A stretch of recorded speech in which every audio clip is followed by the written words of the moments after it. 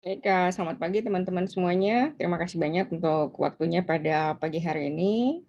Jadi untuk pagi hari ini kita akan membahas tentang mata kuliah State Market dan Society atau negara pasar masyarakat. Sebelum saya memulai, saya ingin memastikan apakah suara saya sudah terdengar cukup jelas di teman-teman semua. Terdengar jelas, Ya. Miss. Baik, terima kasih banyak. Jadi sebelum kita memulai pada pelajaran hari ini, saya ingin mengatakan satu hal bahwa pengantar ilmu ekonomi dengan state market society ini itu sangat berkaitan. Jadi mungkin ada beberapa hal yang saya mention di politik ekonomi kemudian di-mention kembali di negara pasar masyarakat karena memang itu sangat penting, subjek itu sangat penting untuk kita pahami secara bersama. I hope you all today, this morning, have a very good day or enjoying your day. So let's start the materi kita untuk pada pagi hari ini. Untuk pada pagi hari ini kita akan membahas tentang of course, subjek yang pertama kita harus pahami karena kita ada 3 hal yang harus kita pahami dalam mata kuliah ini, yaitu pertama, apa itu pasar, kemudian what is society, apa itu masyarakat, kemudian yang terakhir ada negara itu seperti apa, which is kemudian dibungkus dalam mata kuliah negara pasar masyarakat. Di dalam mata kuliah negara pasar masyarakat itu sangat kental pengaruh politik ekonomi di situ, dan memang mata kuliah ini paling sering atau paling banyak ditemukan kalau di Indonesia agak jarang ya mata kuliah negara pasar masyarakat. Saya belum pernah mendengar dari universitas lain yang memiliki mata kuliah yang exactly the same dengan mata kuliah ini, karena mata kuliah ini to be honest itu diadopsi dari pendekatan kurikulum dan mata kuliah yang ada di Inggris. Jadi I hope ini bisa menjadi bermanfaat buat kita semua. Baik, untuk pertemuan kali ini tentu kita tidak bisa mengcover semuanya, namun demikian ada beberapa hal yang akan kita pelajari seperti misalnya 10 prinsip dalam ilmu ekonomi. Mungkin Anda bertanya kenapa ilmu ekonomi lagi? Ya betul, karena kita belajar tentang pasar. So basically when we study about market, we study about economy and we study about business.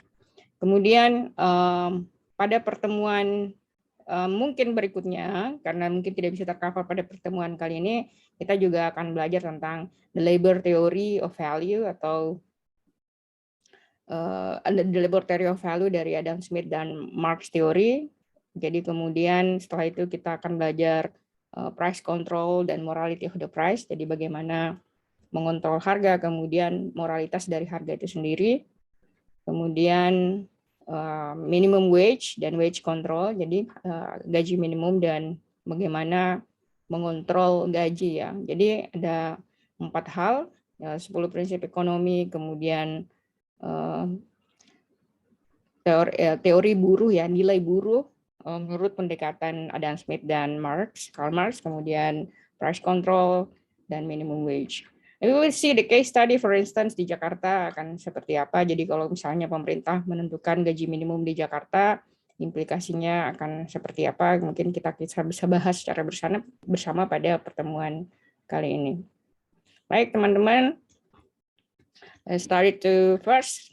Jadi ada beberapa hal yang mungkin Anda harus ketahui di dalam State Market Society, particularly kalau kita belajar tentang pasar, ada yang dimaksud dengan fundamental economic question atau pertanyaan-pertanyaan fundamental dalam ekonomi yang mungkin kita sudah bahas pada pertemuan pengantar ilmu ekonomi politik, which is very important. Saya bilang bahwa akan ada beberapa subjek yang mungkin diulang karena menurut saya itu sangat penting. Jadi when basically Anda membuka buku textbook ekonomi atau pemikir-pemikir ekonomi seperti Chang Ha-jung, kemudian Linda Yu dari Chang Ha-jung I think from Cambridge University and then Linda Yu from Oxford University, di dalam buku mereka itu selalu muncul 3 pertanyaan seperti pertanyaan yang sudah saya jelaskan sebelumnya, seperti jenis barang apa yang harus diproduksi oleh masyarakat, kemudian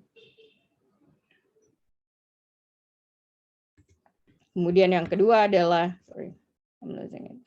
bagaimana barang tersebut diproduksi, dan setelah kemudian barang diproduksi, siapa yang akan mengkonsumsi produk tersebut. Sebagai gambaran kita lihat, mungkin saya sudah pernah mention sebelumnya, seperti industri garam kita.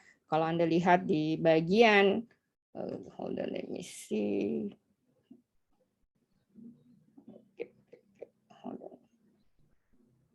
Kalau Anda lihat di bagian di gambar ini, kalau Anda lihat di gambar ini ya, kita lihat bagaimana industri garam kita itu very tradisional. Kemudian dengan industri yang sangat tradisional ini, tentu kalau dia sifatnya tradisional, dia tidak akan cukup menguntungkan dalam skala ekonomis dibandingkan kalau misalnya kita lihat industri garam yang ada di Australia, yang udah menggunakan teknologi dan memang secara unsur natrium di dalam kandungan air lautnya itu jauh lebih baik daripada kita. Oleh karena itu, dalam ilmu ekonomi itu kita pelajari yang disebut dengan efisiensi. Mungkin kita akan membahas lebih jauh nanti seperti apa teori efisiensi tersebut. Baik, jadi ingat bahwa ada 3 pertanyaan mendasar dalam ilmu ekonomi yang harus, menurut saya Anda harus hafal mati, atau you need to understand it. Harus diingat-ingat terus bahwa pertanyaan ini tuh sangat penting buat Anda ingat sampai kemudian di kemudian hari ya, karena pertanyaan itu menjadi pertanyaan sangat mendasar dalam ilmu ekonomi, terutama kalau kita sekarang belajar state market society. Jadi kita belajar tentang bagaimana kita memahami perilaku pasar itu seperti apa. Kemudian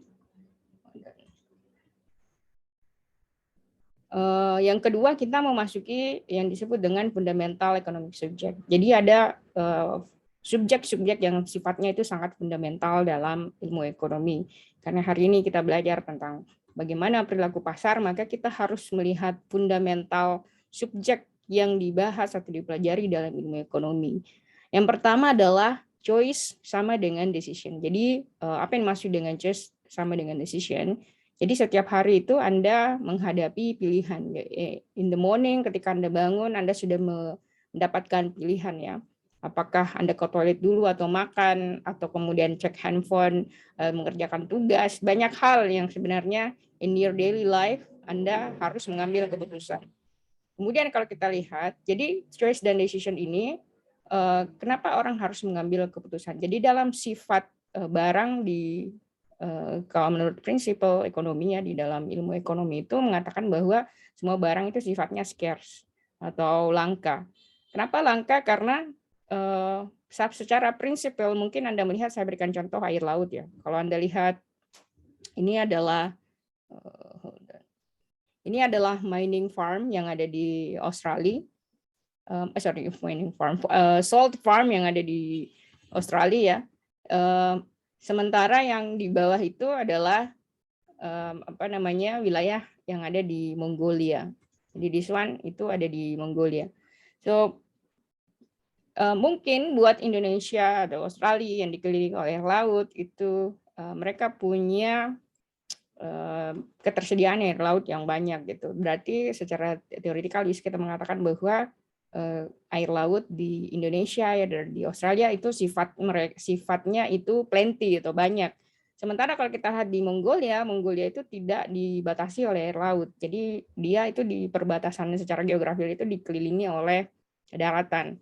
Itu sebabnya Mongolia itu adalah salah satu negara yang resource air lautnya itu nggak ada, which is it could possibly mean bahwa harga garam di sana tentu availability garam dan harga garam di sana tentu mungkin akan berbeda dengan harga garam yang tersedia di Australia. Itu berarti juga mereka mungkin tidak bisa memproduksi garam seperti bagaimana Australia memproduksi garam. Kemudian contoh lain, Mongolia itu karena dia dikelilingi oleh daratan, jadi salah satu yang dulu kan Mongolia itu termasuk dinasti kerajaan yang sangat luar biasa ya, sampai kemudian dia menguasai Asia dan setengah Eropa. Namun mereka nggak bisa menaklukkan Jepang. Kenapa mereka nggak bisa menaklukkan Jepang? Karena mereka kan harus menyeberang menggunakan kapal kan, which is mereka sebenarnya tidak punya teknologi perkapalan karena mereka nggak punya laut kan. Jadi the reasons why mereka tidak bisa menjangkau Jepang pada saat itu karena memang mereka tidak memiliki teknologi tersebut. Nah, jadi setiap barang itu bersifat scarce. Mungkin Anda bertanya bahwa kalau begitu, apakah misalnya oksigen itu scarce? Atau kita kan hidup, kita harus breathing kan ya, kita harus bernapas kan, kita menghirup oksigen gitu. Apakah ada kondisi di mana oksigen itu menjadi scarce? Mungkin Anda belum pernah berpikir bahwa ternyata oksigen itu bisa scarce. Ya bisa tentu.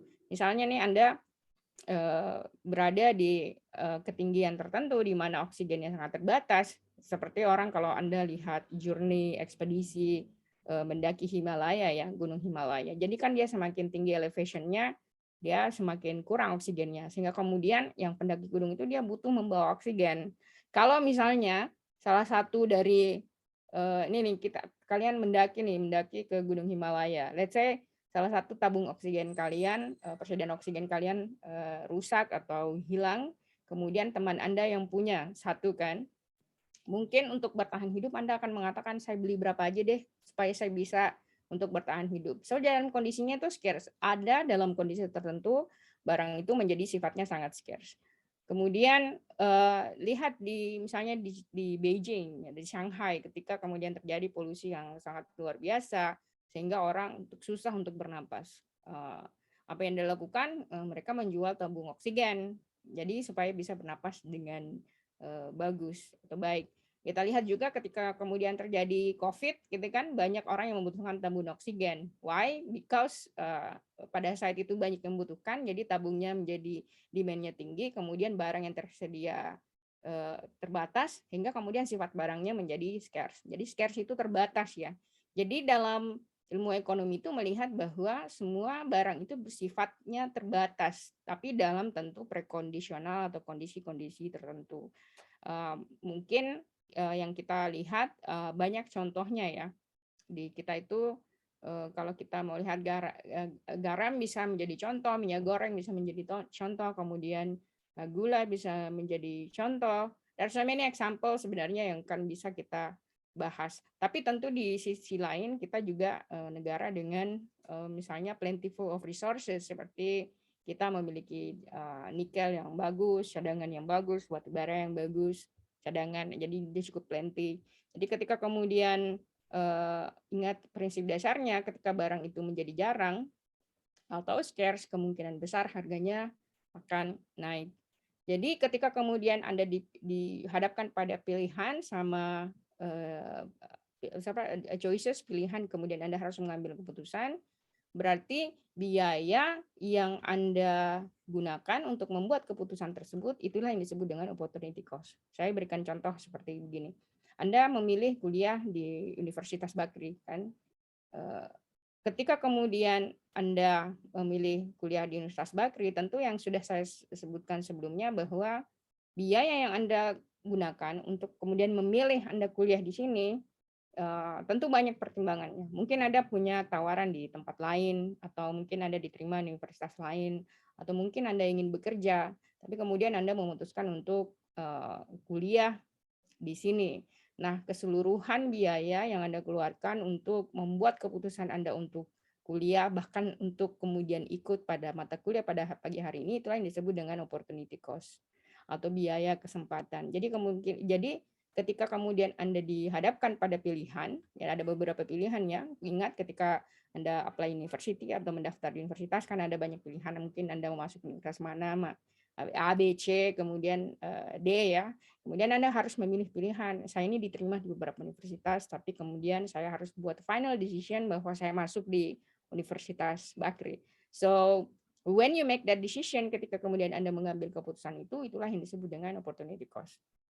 Kemudian next kita belajar tentang human action. Kenapa manusia itu berperilaku seperti itu atau melakukan aksi seperti itu. So pertanyaan utamanya adalah why does human do? Kenapa manusia itu melakukan what they do gitu kan? Seperti misalnya kenapa pasti ada faktor atau penjelasan reason yang bisa menjadi benchmark atau tolak ukur kenapa Anda kuliah di hubungan internasional. Pasti ada reason-nya, nggak mungkin nggak mungkin Anda mengatakan, "Kenapa saya mengambil HI?" Nggak tahu. That's not the answers. Pasti ada pertimbangan. Even though mungkin pertimbangan tersebut Anda tidak sadari secara wholly aware bahwa Anda membuat keputusan tersebut, tapi ada pasti premeditated reason. Jadi premeditated reason sama dengan ketika orang melakukan kejahatan ya, orang mencuri, orang membunuh, itu pasti premeditated atau dipikirkan sebelumnya. Tidak dilakukan saya membunuh sekarang saya nggak pernah memikirkan akan membunuh, tapi saya melakukan. Tapi before atau few seconds atau few minutes before you do that, basically there is inside your mind. Jadi ketika kemudian kita melihat bahwa semua kegiatan manusia atau perilaku manusia itu didasarkan pada pertimbangan tertentu. Ketika melakukan tindakan tersebut pasti ada tujuannya. Jadi basically human behavior, human action, kemudian perilaku manusia itu selalu didasari dengan alasan-alasan tujuan dari perilaku manusia tersebut. Sama seperti misalnya kalian begitu kan, yang tadi saya sebutkan ya, Anda memilih jurusan hubungan internasional pasti ada purpose di situ kenapa Anda mengambil jurusan ini. Anda mengambil jurusan ilmu politik pasti ada purpose di situ apa yang Anda bisa membayangkan masa depan Anda seperti apa.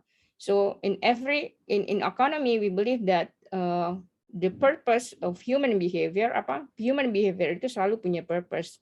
So human behavior always have a purpose. Jadi apa yang mendasari tingkah laku Anda sekarang, perilaku Anda sekarang, pilihan Anda sekarang, itu pasti ada tujuan dari perilaku tersebut. Kemudian yang ketiga, kita belajar tentang scarcity. Seperti yang sudah saya mention sebelumnya, bahwa scarcity itu menurut Austrian Economics sebenarnya didefinisikan sebagai sesuatu yang terbatas, which is available for us, yang tersedia buat kita. Jadi scarce itu sifatnya relatif. Semua barang itu sifatnya relatif.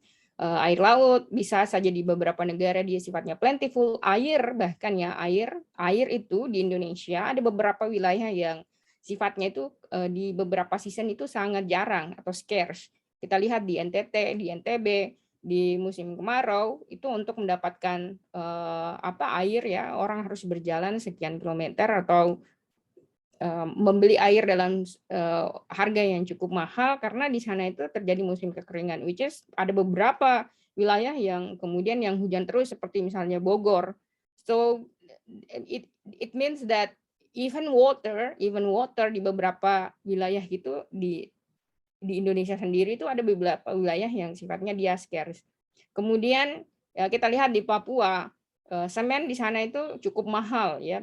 Semen di sana itu bisa per sak itu bisa harganya 500.000, which is kemudian di beberapa wilayah Indonesia sifatnya dia menjadi sangat mudah karena dia tersedia banyak seperti let's say di Jawa atau di Sulawesi Selatan. Sehingga kemudian purchasing power atau kemampuan membeli orang Sulawesi dengan orang Papua itu menjadi berbeda karena harga barang juga di sana itu relatif tinggi. So kita harus memahami bahwa tadi setiap barang itu dia bersifatnya relatively scarce. Jadi dia jarang, terbatas sesuai dengan sifat dari barang tersebut. Kemudian contoh lain misalnya Indomie ya. Indomie di Jakarta is very easy. Mungkin kalian keluar rumah 1 meter udah dapat Indomie atau masuk ke dapur udah dapat Indomie kan. Because Indomie here is very plenty. Banyak supply-nya. Tapi ketika kemudian Anda masuk di Papua, di pegunungan puncak, harga Indomie itu bisa mencapai 50.000 satu bungkus Indomie. So that means that bahwa again kondisi satu barang di setiap wilayah itu sifatnya relatif. Jadi mungkin Anda mengatakan bahwa seperti Anda membuat analisa ya, oh kenapa Thailand dia bisa surplus beras padahal kita kan lahannya jauh lebih banyak, kemudian kenapa kita tidak bisa mengekspor beras yang banyak. Ingat loh bahwa kita sebenarnya cukup surplus beras ya, produksi beras.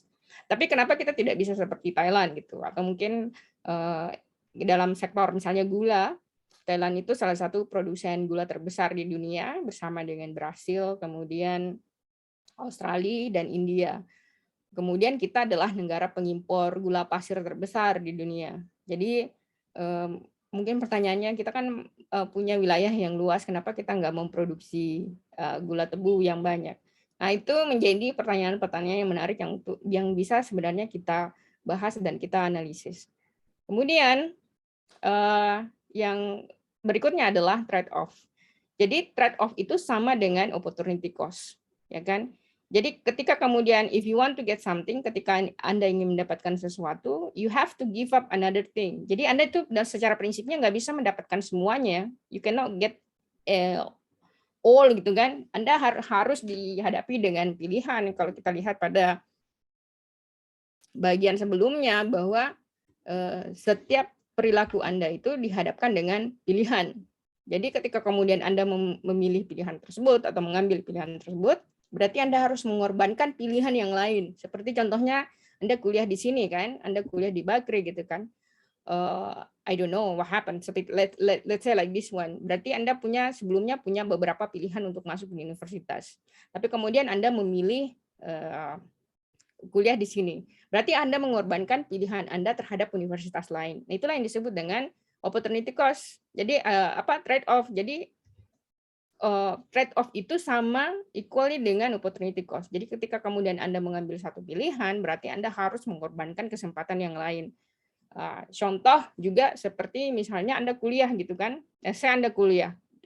Anda memilih untuk kuliah, berarti ada cost, ada trade off atau pertukaran yang harus Anda lakukan di situ. Karena Anda harus membuat pilihan kan. Apa contohnya seperti kesempatan Anda untuk bekerja.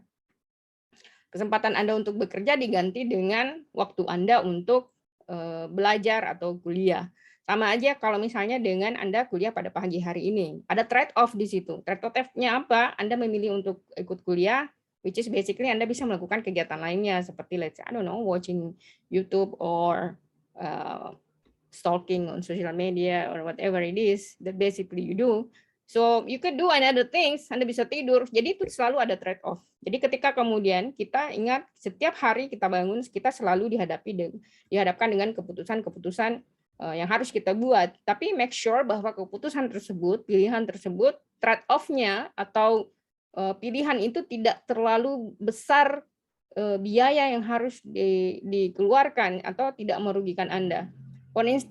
Seperti contohnya ya, if you increase one consumption, it means that you have to reduce your consumption in other things. Jadi ketika kemudian Anda mengkonsumsi satu barang terlalu banyak, berarti Anda harus mereduksi konsumsi Anda terhadap barang yang lain. Saya berikan contoh seperti ini. Anda masuk ke warteg, Anda pilih menu atau ibu Anda masak di rumah, ada nasi, ada ayam, ada tempe. Let's say there are so many menu there, right? And then you say to yourself, saya mau makan semuanya, ya kan? Tapi proporsi Anda untuk makan semuanya itu tidak akan sama. Mungkin nasinya terlalu banyak, kemudian ikannya sedikit, atau mungkin ikannya besar, nasinya sedikit. So proporsi dari makanan itu pun kenapa tidak bisa disamakan dengan proporsi jumlah lauk atau nasinya? Karena Anda basically ketika Anda mengkonsumsi sesuatu, Anda tidak harus mengorbankan konsumsi Anda terhadap kebutuhan yang lain. Sama dengan kemudian kalau dalam, let's say Anda punya setiap bulan dikasih uang jajan 1 juta kan, Anda ingin beli sepatu, let's say Anda ingin beli satu sepatu Converse yang harganya mungkin 400.000. Tapi di satu sisi Anda juga ingin beli tas yang harganya, let's say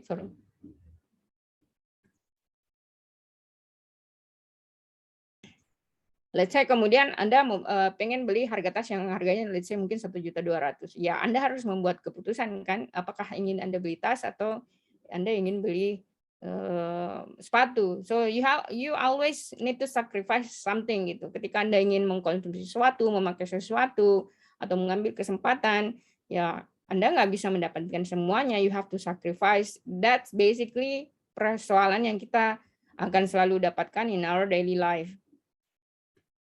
Baik, kemudian yang berikutnya adalah kita belajar tentang marginal analysis. So basically, what is it marginal analysis? Jadi kalau Anda mengambil keputusan dan begini, kalau ada pilihan dan Anda harus mengambil keputusan, maka yang Anda harus lakukan adalah melakukan marginal analysis. Seperti contohnya nih, tadi ya Anda dihadapkan dengan pilihan untuk masuk di beberapa universitas. Anda harus mengambil keputusan. Misalnya nih, Anda masuk di Universitas Bagri misalnya kan. Berarti ada reason-nya. Tadi yang saya sebutkan pasti ada reason-nya. Reason-nya itu kalau dalam menurut ilmu ekonomi itu yang disebut dengan marginal analysis, Anda menganalisisnya gitu. Tapi analisis itu harus berdasarkan pada kalau saya masuk atau pilihan saya kuliah di tempat ini itu harus justifiable, harus bisa dijustifikasi bahwa pilihan saya ini benar gitu, bermanfaat buat saya. Nah, itu yang disebut dengan marginal analysis. Jadi setiap Anda mengambil keputusan dari pilihan yang ada, itu harus didasarkan pada pertimbangan yang betul-betul rasional. Kemudian, sebelum saya lanjut, apakah ada yang ingin bertanya sampai sejauh ini? Kalau tidak ada, saya lanjutkan. Kemudian kita belajar tentang berikutnya, efisiensi. Jadi efisiensi itu plus productivity. Jadi kalau misalnya begini, kalau misalnya Anda bangun pada pagi hari ini, kita kan selalu dituntut untuk produktif kan. Cuman kita harus mendefinisikan apa yang disebut dengan produktif tersebut. Anda sebagai manusia, kalau ingin kehidupannya jauh lebih baik ke depan, maka Anda dituntut untuk selalu produktif. Produktif itu tidak mesti harus produktif 100%. Kalau dalam ada buku saya sarankan baca yang disebut dengan Atomic Habits. Jadi di situ mengatakan bahkan 1% productivity dalam sehari itu jauh lebih baik daripada tidak ada produktivitas sama sekali. Jadi melakukan sesuatu yang bagus untuk masa depan Anda ke depan itu jauh 1% setiap hari itu jauh lebih bagus daripada tidak melakukan apapun. Karena kalau 1% Anda lakukan setiap hari dikali 365 hari dalam setahun berarti kan produktivitas Anda itu sebenarnya 360% per tahunnya kalau kita melakukan setiap harinya. Nah, jadi perilaku kecil yang mungkin Anda tidak sadari itu sebenarnya sangat berpengaruh terhadap kehidupan Anda. Sama seperti misalnya Anda ingin diet atau ada yang bermasalah dengan berat badan, kemudian mengatakan bahwa saya akan diet minggu depan, hari ini saya nggak usah lah gitu kan. Sometimes usually dihadapi oleh perempuan gitu. Menurut psikologis itu salah besar. Kenapa? Karena perubahan perilaku itu harus dilakukan secara mikro, bukan dilakukan secara makro. Even though pasti ada beberapa orang yang betul-betul bisa melakukan itu. Nah, kembali kita belajar tentang efisiensi dan productivity. Jadi kalau kita belajar tentang efisiensi dan productivity, itu equal how to use limited resources, bagaimana kita menggunakan resource yang terbatas untuk menghasilkan output atau hasil produksi dalam jumlah yang besar. Seperti misalnya, Anda mungkin punya laptop di rumah ya. I assume you have a laptop di rumah, punya handphone di rumah. Let's say harga dari laptop itu 10 juta gitu kan. Itu merupakan investasi buat Anda. Let's say Anda menggunakan laptop itu selama setahun, berarti kalau misalnya Anda punya satu laptop dengan biaya 10 juta dalam satu tahun, setidaknya Anda harus menghasilkan lebih dari itu atau equal dari itu supaya tidak rugi. Nah, caranya seperti apa? Mungkin Anda menggunakan laptop itu untuk misalnya untuk lebih produktif, untuk belajar, kemudian let's say untuk membuat kreatif video atau kreatif editing, atau mungkin Anda suka menulis blog atau menulis I don't know, artikel seperti itu. Dengan begitu Anda mendapatkan produktivitas yang sebanding.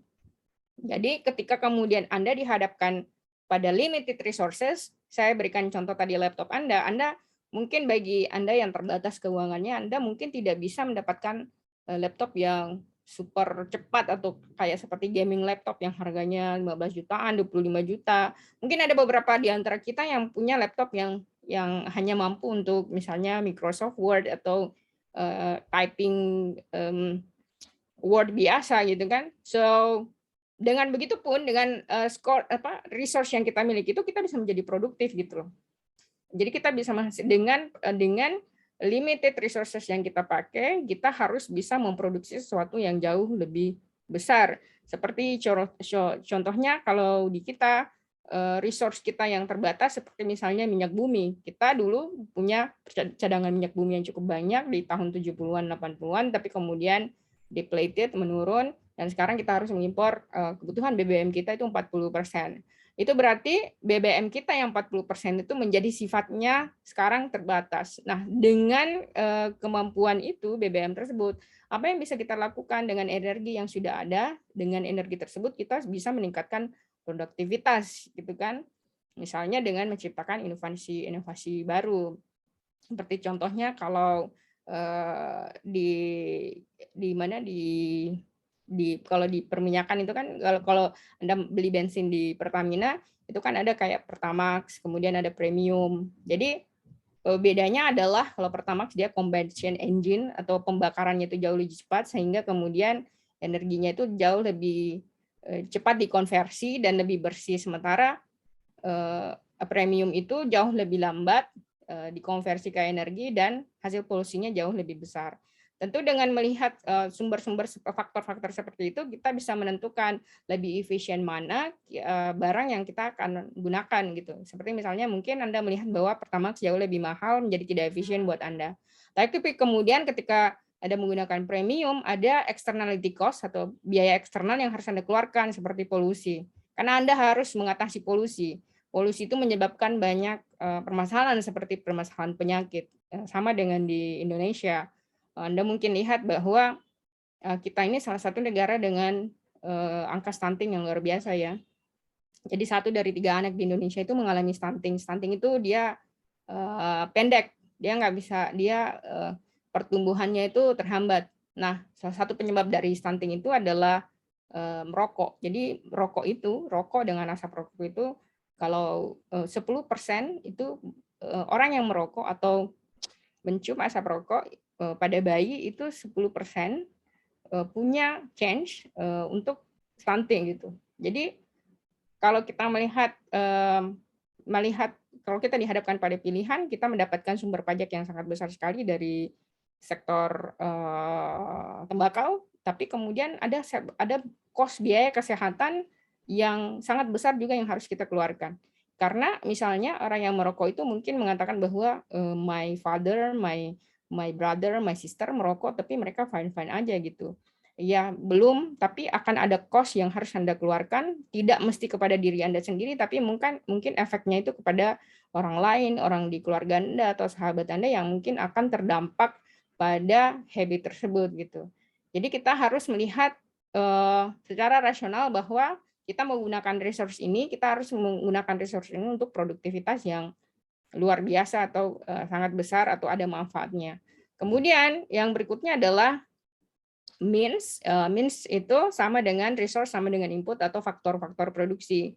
Kalau kita lihat, kita dalam fundamental ekonomi subjek kita belajar tentang faktor-faktor produksi, termasuk misalnya tanah, kemudian resources itu bisa natural resources, kemudian human resources seperti misalnya natural resources seperti oil dan gas, kemudian nikel, batu bara, etc., dan kemudian kita memiliki human resources atau sumber daya manusia yang juga merupakan sumber daya yang harus kita punya. Jadi kalau kita ingin bagus pertumbuhan kita, secara ekonomi kita sejahtera, kita harus memiliki, kita sudah punya lahan yang cukup, kita punya resource, natural resources yang sebenarnya cukup.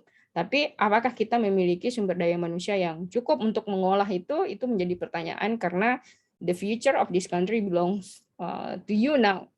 Of course belongs to me too, my generation, but it also depends on you more ya, dalam 20 tahun kemudian Anda lah yang akan kemudian menjadi orang-orang penentu di negara ini. Kemudian yang ketiga adalah money dan time. Jadi uang, capital itu menjadi salah satu faktor-faktor produksi yang harus Anda punya. Anda harus punya kapital, baru kemudian bisa kuliah. Anda nggak bisa kuliah kalau Anda nggak punya uang. Anda nggak bisa kuliah kalau Anda tidak punya waktu. Dan saya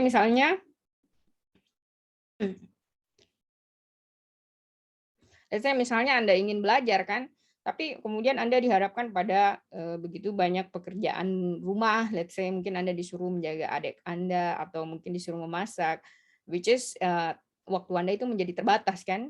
Nah, Anda tidak bisa melakukan produktivitas atau misalnya melakukan pekerjaan tugas-tugas kuliah Anda. Kemudian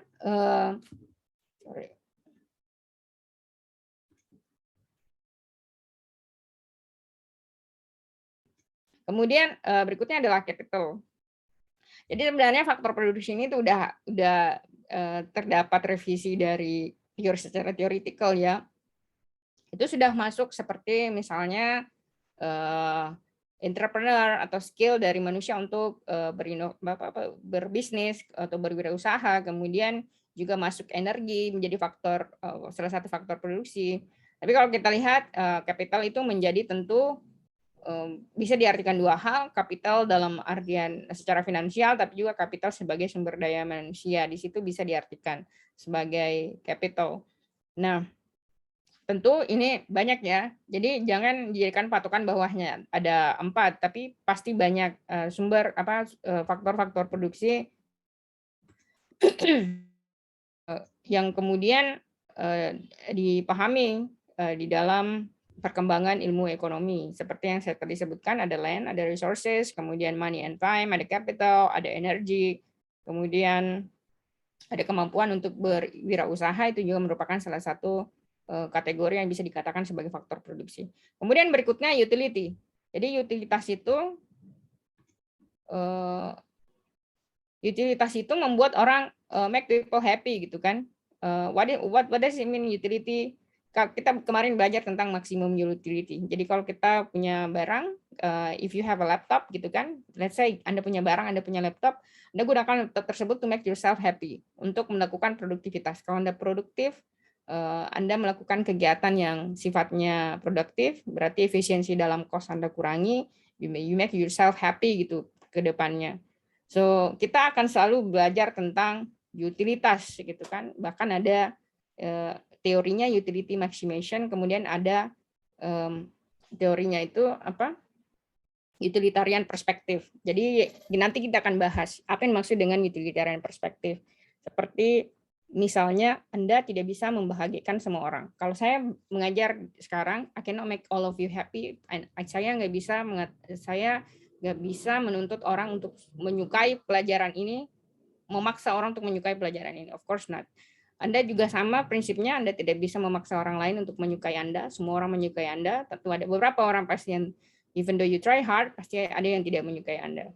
So, yang disebut dengan utilitarian perspektif, you cannot make everybody happy. Jadi ketika kemudian pemerintah membuat kebijakan tersebut pasti ada orang yang tidak suka kebijakan tersebut dan pasti ada orang yang dikorbankan dari kebijakan tersebut. Seperti misalnya kebijakan pemerintah untuk menaikkan harga BBM ya. Nah, siapa mungkin untuk dalam perspektif negara mengurangi biaya negara, terutama dalam hal APBN kita, bebannya dikurangi, namun kemudian pasti ada beberapa orang yang terdampak dari kenaikan harga BBM tersebut, seperti orang yang memang kemampuan ekonominya kurang. Baik, kemudian berikutnya kita belajar tentang goods.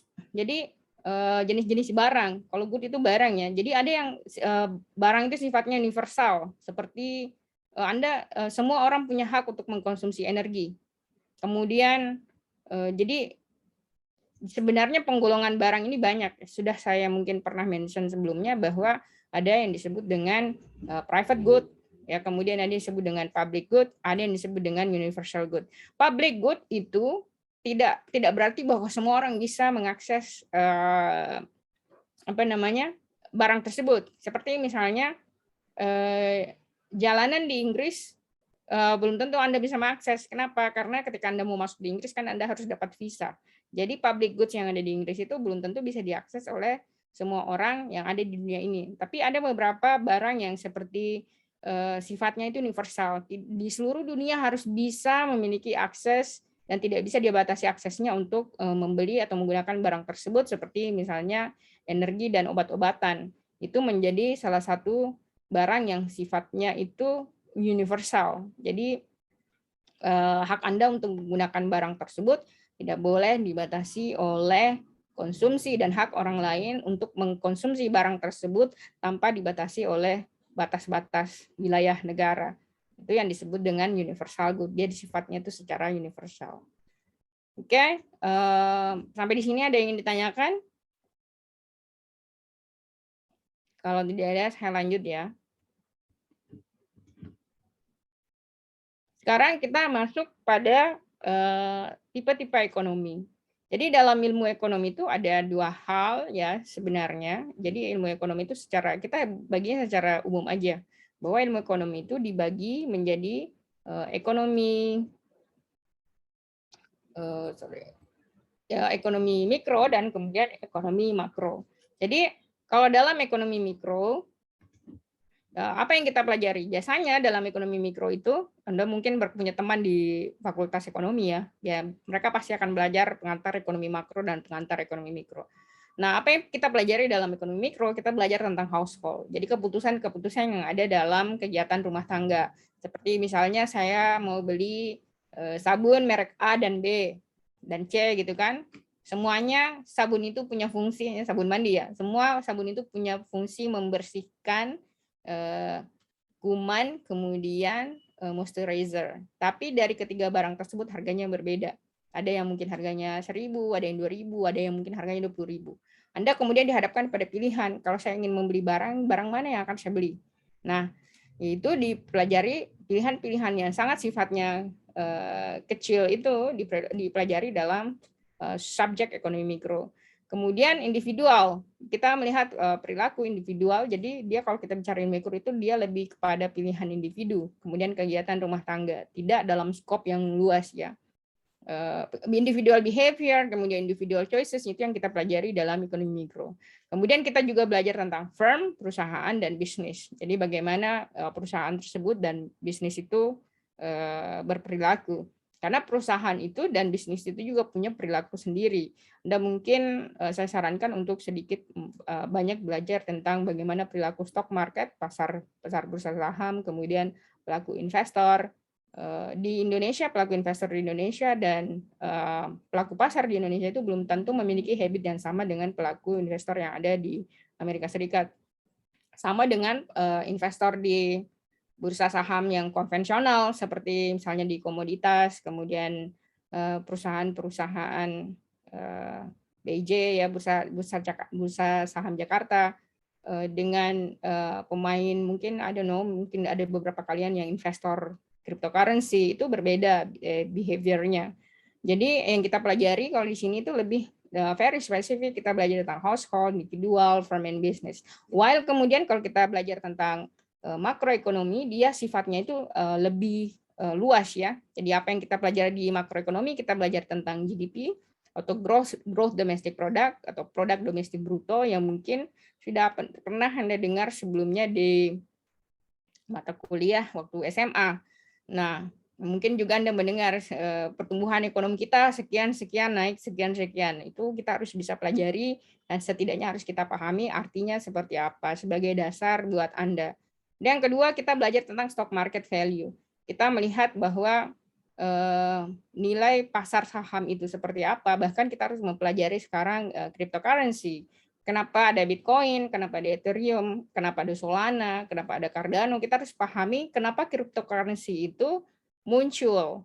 And how basically crypto itu kemudian effects rupiah gitu kan. Bayangkan kalau misalnya US dollar diganti dengan Bitcoin, gitu kan, what gonna happen gitu. Itu setidaknya sebagai anak HI, you need to have a basic knowledge atau ilmu dasar setidaknya mengenai hal tersebut ya. Kemudian kita belajar tentang trade deficit. Apa yang dimaksud dengan trade deficit? Kenapa perdagangan kita itu defisit atau berkurang? Kenapa impor kita banyak? Kenapa ekspor kita kurang? Itu yang kita pelajari dalam ekonomi makro. Kemudian kita belajar tentang inflasi. Ya, inflasi kita berapa? Misalnya Indonesia 3%, Amerika 7,5%. Apa sih artinya inflasi tersebut? Nah, Anda setidaknya harus tahu what is inflation. Kemudian kita belajar tentang pengangguran. Kenapa terjadi pengangguran? Kenapa? Pertanyaan mendasarnya adalah kenapa pengangguran dan inflasi itu selalu bersaudara, selalu muncul pada topik yang sama atau selalu muncul pada season yang sama. Jadi ini tuh selalu mereka itu sangat berkaitan. Nah, kita harus pelajari itu dan itu dipelajari di ekonomi makro. Kemudian kita juga melihat value of the currency. Mungkin Anda melihat nilai tukar rupiah dulu $1 itu $1 itu 2.000 rupiah. Saya masih dapat $1 itu 2.400, 2.800 pada waktu saya kecil ya. Saya masih dapat gitu. Sekarang dolar sudah 14.000 lebih. So, kenapa bisa seperti itu? Kita harus pelajari. Kenapa nilai tukar rupiah terhadap dolar itu semakin dari tahun ke tahun itu semakin melemah ya. Jadi dolar semakin menguat. Dan kita pelajari itu kalau kita hanya bisa memahami hal tersebut kalau kita belajar tentang makroekonomi. That's the reasons why di political economy, kalau Anda anak politik, kemudian Anda harus membuat analisa setidaknya ekonomi secara makro, Anda tidak begini. Kalau Anda anak politik ingin membuat kebijakan tanpa memahami ilmu ekonomi, Anda tidak bisa membuat kebijakan. Karena Anda tidak akan mungkin bisa memahami kebijakan itu yang bagus itu seperti apa kalau Anda tidak memahami dasarnya, seperti Anda tidak paham GDP itu apa, kemudian stock market value itu apa, trade deficit itu seperti apa, inflasi itu bagaimana dampaknya, pengangguran itu seperti apa, kemudian nilai dari tukar rupiah itu atau masuk pada kebijakan moneter itu seperti apa, itu sangat penting buat Anda untuk ketahui. Nah, itulah dua tipe dalam ilmu ekonomi yang harus Anda pahami ya. Jadi kita menggunakan ini untuk memahami karena mata kuliah kita itu adalah state market society. Jadi yang pertama kita harus pahami adalah market. Pasar itu seperti apa, dalam unsur pasar itu above-nya itu ada ekonomi, itu seperti apa. Jadi kita akan belajar hubungan antara mikro dan makro gitu. Setidaknya kita punya dasar yang cukup enough gitu untuk memahami bahwa kalau ada kasus seperti ini, potensialnya menganalisanya akan seperti apa ke depannya. Baik, ada pertanyaan sampai di sini, silahkan. Kalau ada yang ingin ditanyakan sebelum saya lanjut.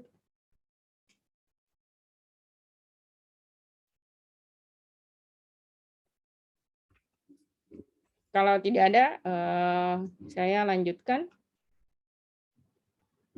Kemudian kita pindah kepada aplikasi ya, aplikasi dari ilmu yang tadi kita pelajari, ilmu dasar dari pengertian pasar, kemudian dalam ilmu ekonomi sekarang kita belajar tentang aplikasinya seperti apa. Tentu banyak hal yang bisa kita lihat dalam aplikasi atau penerapan dalam kehidupan sehari-hari, seperti misalnya apakah melegalkan drugs itu, ganja atau I don't know, cocaine, ekstasi itu merupakan ide yang bagus. Kenapa saya mengatakan seperti itu? Bahwa di beberapa negara kayak misalnya di Amerika, di Belanda itu kan ganja itu kan dilegalkan kan. Dari reasons why ada muncul teori seperti ini nih. Jadi kenapa drugs itu harus dilarang untuk dijual? Kalau pada faktanya orang masih terbeli. Kalau memang seperti itu, caranya untuk supaya hanya sedikit orang yang membeli produk tersebut, kenapa tidak dilegalkan saja tapi dinaikkan harganya? Misalnya nih ya, harga ganja per gram, let's say ya, dari misalnya 50.000, kita naikkan harganya menjadi 1 juta. Kemudian 1 juta itu kita bandingkan dengan rata-rata pendapatan orang Indonesia. Kalau rata-rata pendapatan orang Indonesia 3 juta per bulan, kalau dia membeli drugs, berarti hanya beberapa persen orang yang mampu beli barang tersebut. Ya. Kemudian kalau kita naikkan lagi harganya menjadi 3 juta, ya let's say ya, per 100 gram misalnya ya, berapa orang yang hanya bisa dan mampu membeli produk tersebut? Ini idenya. Kemudian sama halnya dengan rokok, gitu kan? Jadi kalau kita pengen mengurangi konsumsi masyarakat kita terhadap rokok, caranya adalah dengan naikkan harganya. Dinaikkan harganya setinggi-tingginya, kemudian orang akan berpikir, saya kalau misalnya let's say ya, harga rokok sekarang I don't know, 30 ribuan atau mungkin 20 ribuan, saya nggak tahu, saya bukan perokok. Tapi kalau dibandingkan di Inggris itu harga rokok itu bisa 150.000 per bungkus. Jadi konsumsi orang yang merokok di Inggris itu lebih kurang ketimbang di Indonesia. Di Indonesia itu banyak perokok karena rokok itu murah. Nah, kalau di negara maju supaya untuk menekan orang tidak merokok, itu harga rokok itu dinaikkan sehingga kemudian orang itu punya pertimbangan ya kalau saya beli kalau Anda merokok dengan harga 150.000 per bungkus apakah worth it gitu. Nah, itu salah satu aplikasi dalam ketika mengambil kebijakan ya. Misalnya pemerintah memutuskan kebijakan kita kan pecandu narkoba banyak ya. Kita punya masalah drugs di negara ini. Kalau misalnya kita ingin mengatasi atau mengurangi peredaran yang tidak legal, secara hipotetikal kalau misalnya kita buat legal dan harganya naik, itu harus menjadi analisa tertentu karena di beberapa negara sudah melakukan kebijakan tersebut seperti misalnya di Amerika, bahkan Meksiko seperti itu, dan even though Meksiko harganya sangat murah ya, di Belanda juga seperti itu. Jadi mungkin bisa menjadi pertimbangan apakah kemudian keputusan tersebut di negara itu berhasil atau tidak. Kemudian yang berikutnya adalah is it morality okay? Apakah secara moral itu boleh gitu untuk penjualan ginjal. Jadi kan kita punya 2 ginjal ya. Jadi kalau kita jual satu, itu kita masih bisa hidup.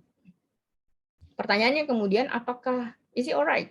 Is it okay? Is it secara moral apakah itu acceptable kalau kita menjual ginjal kita? Kalau dalam ilmu ekonomi, ini kalau kita lihat prinsip ekonomi ya. Kalau dalam prinsip ekonomi yang tadi kita lihat, is it hold on. Is it legalizing drugs is a good idea? Kalau menurut prinsip ilmu ekonomi iya.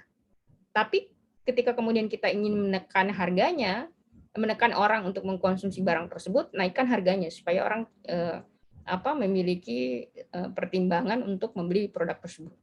Kemudian pertanyaan kedua, is it morality okay to allocate in market? Ke dalam prinsip ilmu ekonomi, oke saja, kenapa enggak? Kenapa? Karena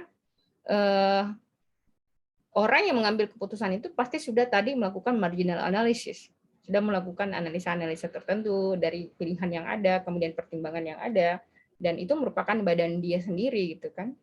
So is it alright? Daripada kemudian perdagangan organ itu, kita sering melihat film-filmnya bagaimana orang dijual kemudian diambil organnya kemudian diperdagangkan, dan itu terjadi itu secara faktual, itu terjadi di Philippines. Penjualan ginjal itu marak dengan harga 200 juta, 400 juta. Ya, Anda bisa menjual ginjal Anda. Nah, this is menjadi pertanyaan yang tentu menjadi sangat politikal. Jadi ini pertanyaan ekonomi, tapi kalau dia masuk ranah politik menjadi sangat politis.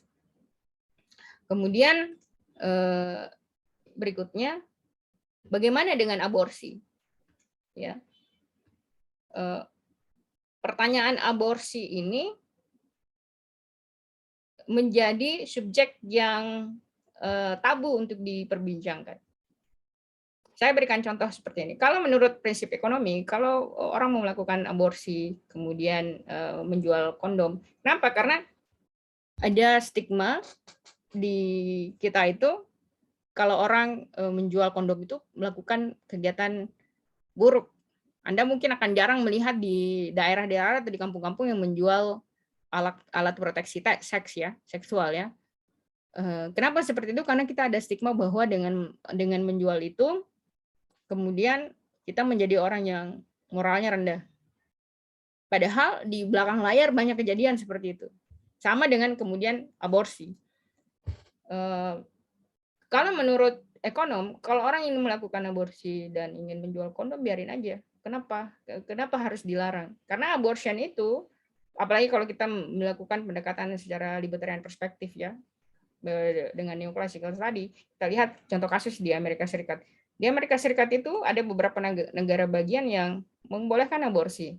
Karena ada beberapa kasus yang begini, kalau aborsi itu bisa terjadi karena dipengaruhi oleh beberapa pertimbangan, seperti misalnya diperkosa, korban pemerkosaan.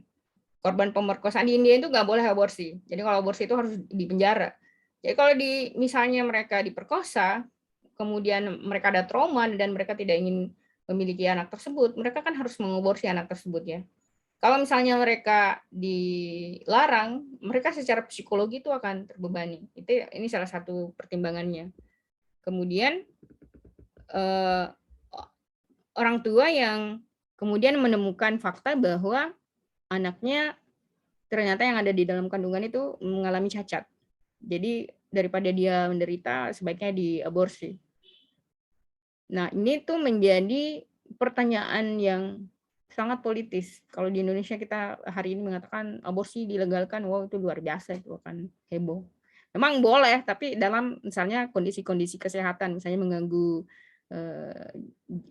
mengganggu keselamatan jiwa seseorang itu dibolehkan. Tapi ini itu menjadi penerapan secara kebijakan itu menjadi cukup. Mungkin Anda nanti akan masuk DPR ketika kemudian membahas ini, itu kan banyak pertimbangan. Kemudian kita berikutnya, contoh yang lain seperti misalnya, should airline be allowed to price discrimination? Apakah boleh misalnya pesawat itu melakukan diskriminasi harga? Karena ternyata sekian ada penelitian yang menyatakan sekian berat pertambahan berat badan seseorang itu berimpact pada jumlah aftur atau jumlah BBM yang harus dikeluarkan atau dikonsumsi. Jadi kalau misalnya di dalam airline diterapkan kebijakan semakin gendut orang, semakin mahal harganya, dan semakin kurus orang semakin rendah harganya. Apakah itu dalam prinsip ekonomi mengatakan itu bisa dilakukan, kenapa enggak gitu kan? Ke dalam ilmu ekonomi ya, itu akan setidaknya akan mempengaruhi orang untuk mengambil keputusan untuk setidaknya menjaga berat badannya agar cost-nya tidak terlalu berat. So that is basically pertanyaan-pertanyaan yang mungkin terdengar is quite funny but it's quite interesting also, dan itu bisa muncul. Kemudian contoh lain-lain seperti misalnya what is the optimal gasoline tax? Jadi kalau kita ingin memajaki pajak BBM itu sebenarnya harus berapa begitu. Karena BBM itu penting banget, dan BBM itu dia memiliki pengaruh peningkatan harga yang sangat cepat ketika harga BBM itu naik. Tetapi ketika sudah naik, orang tidak mau menurunkan harga. Nah, itu yang disebut dengan sticky price. Jadi kemudian ketika dia naik harga BBM-nya, harga barang cepat sekali naik, tapi kemudian ketika sudah naik dia tidak mau turun, tapi turun bisa turun tapi turunnya itu sedikit. Nah, itu disebut dengan roket, naiknya cepat, kemudian turunnya lambat, Fatter's theory. Kenapa seperti itu? Karena orang tidak mau rugi. Secara psikologi orang nggak mau rugi. Jadi untuk betul-betul melihat penerapan pajak itu seperti apa, itu harus kita lihat, dan ini tuh hanya kita bisa pahami kalau kita punya dasar yang cukup bagus dalam memahami bagaimana pasar itu beroperasi. Kemudian next, kemudian berikutnya adalah siapa yang harus kita pajaki gitu kan? Apakah customer atau produser? Kalau kita lihat di antrian BBM ini kan distributor ya. Even though juga Pertamina adalah produsen. Nah, Pertamina ini perusahaan BUMN negara. Jadi yang membeli ini adalah konsumen. Anda membeli barang, Anda membeli bensin, itu kan ada pajaknya. Yang pertanyaan mendasarnya adalah siapa yang harus dipajaki di sini? Apakah distributornya, produsennya, atau orang yang membelinya yang harus dipajaki? Itu menjadi penentu.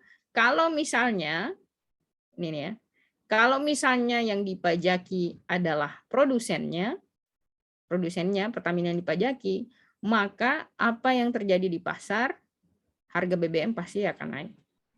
Ini pasti akan naik. Dia naik, berarti spendingnya dia juga akan naik.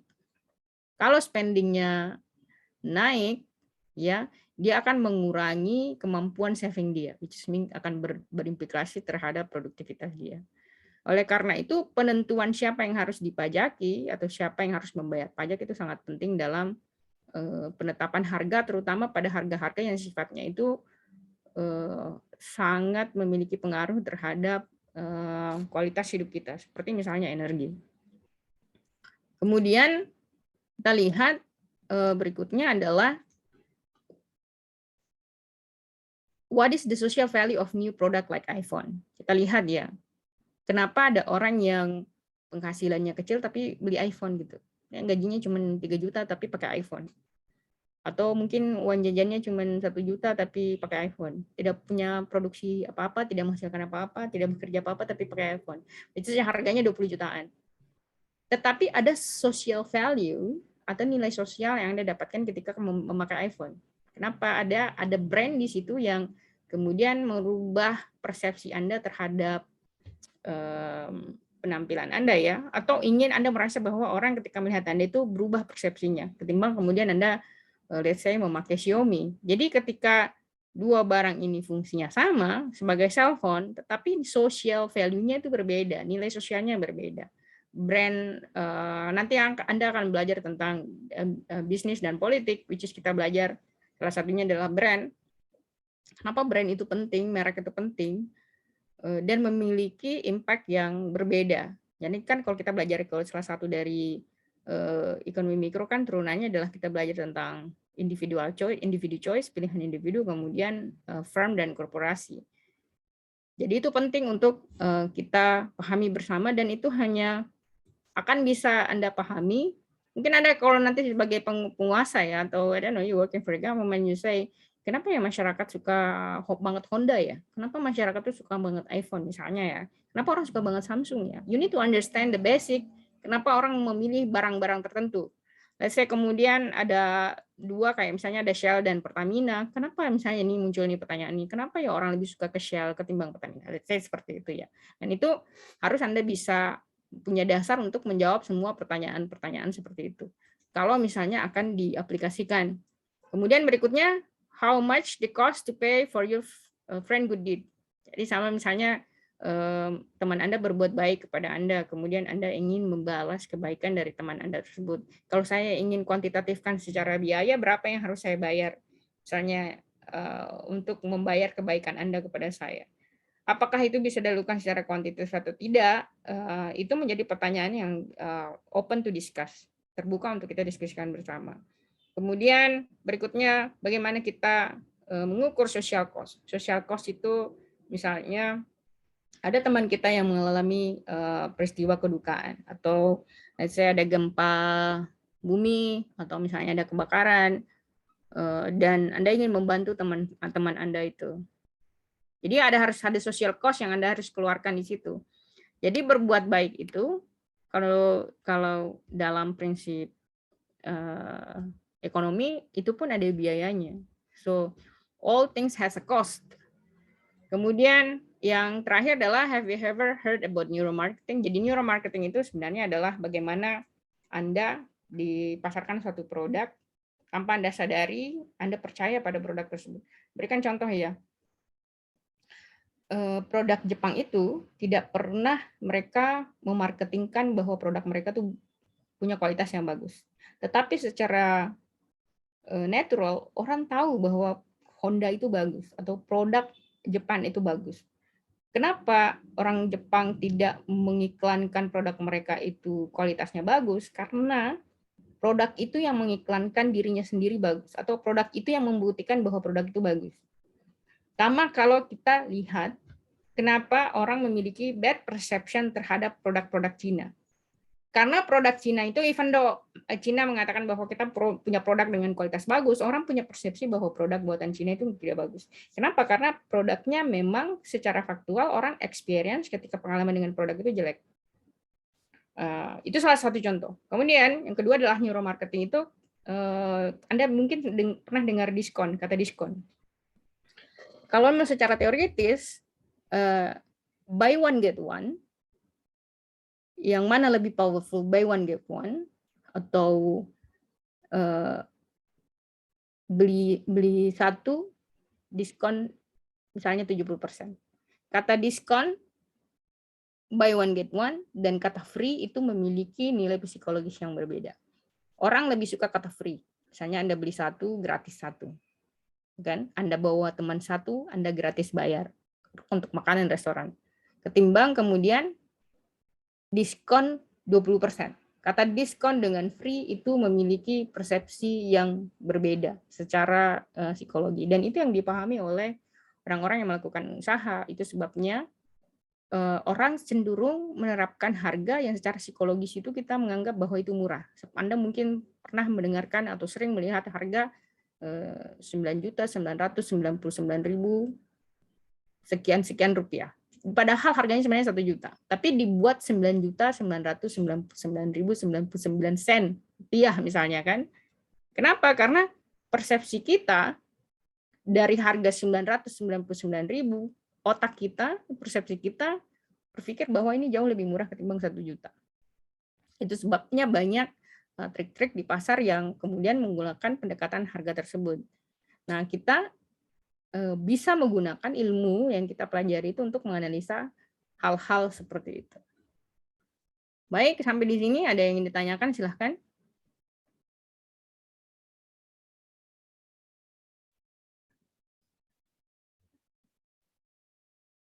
Kalau tidak ada, saya lanjutkan sedikit ya. Jadi yang paling penting adalah ada beberapa hal mungkin yang tidak bisa kita kuantifikasikan atau tidak mungkin kita agak susah menjawabnya. Seperti misalnya bagaimana Anda mengukur kebahagiaan. Tentu ada keterbatasan dalam ekonomi yang kita sudah bahas pada bagian sebelumnya, karena keputusan kita itu memang dipengaruhi oleh prinsip moralitas yang kita sendiri anut. Seperti misalnya pertanyaan mendasarnya ketika Valentine, mungkin Anda punya pacar atau punya pasangan, dan pasangan Anda memutuskan untuk memberikan Anda hadiah. Pasti nilainya, feeling-nya berbeda ketika Anda diberikan bunga, ya. Ketika diberikan bunga kepada Anda, ini jangan maruknya, jangan Anda mau semuanya, atau diberikan coklat kepada Anda, dan pasti juga berbeda kalau misalnya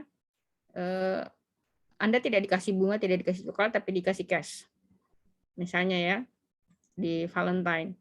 Nah, feeling-nya itu berbeda ketika diberikan ketiga ini. Atau misalnya harga bunga, harga coklat itu diikualkan dengan uang, harganya sama. Yang mana Anda akan pilih? Orang behavior-nya, pilihannya itu akan berbeda-beda pada pilihan ini ya. Ada beberapa orang yang akan memilih bunga dan merasa tersinggung kalau dikasih uang.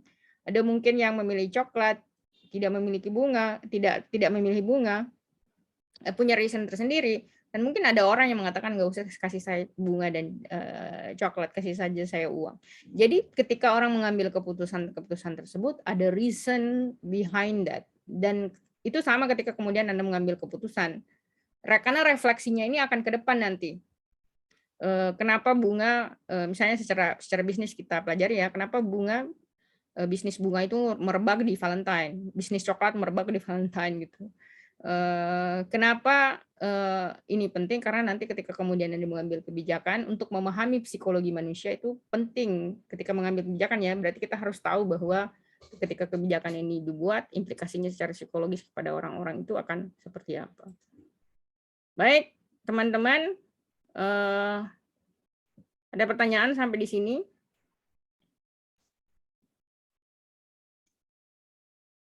Kalau tidak ada pertanyaan, saya pikir kita bisa, saya tunggu kalau misalnya ada ingin ditanyakan, silahkan feel free. Kalau tidak, kita bisa melanjutkan pembahasan ini di pertemuan berikutnya. Ada ya? Oke, baik. Thank you very much for your time for today. Terima kasih banyak waktunya untuk pagi hari ini. Nur Hamidah, Salsa. I believe that basically because I see your face, jadi saya kemudian mengingat muka kalian ya. Fortunately, because we have a limited time, kita tidak memiliki waktu untuk berinteraksi secara person to person di kelas. So very happy to meet you all today. Thank you very much. And I think that's it for this morning. I'll see you in the next classes. Thank you very much. Bye, everyone. Thank you, Miss. Thank you, Miss.